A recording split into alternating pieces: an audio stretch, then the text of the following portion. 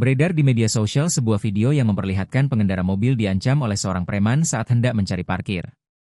Peristiwa tersebut terjadi di Jalan Maijen Sungkono, Surabaya, tepatnya di dekat Masjid Samping Mayapada Hospital, pada Sabtu, 27 April 2025. Dalam video yang beredar, kejadian bermula saat pengendara tersebut mengantar saudaranya untuk pemeriksaan di rumah sakit. Korban kemudian mencari tempat parkir di sekitar lokasi dan menemukan lahan kosong di dekat masjid. Saat hendak memastikan apakah boleh parkir di sana, ia mendekati seorang pria yang diduga sebagai juru parkir liar.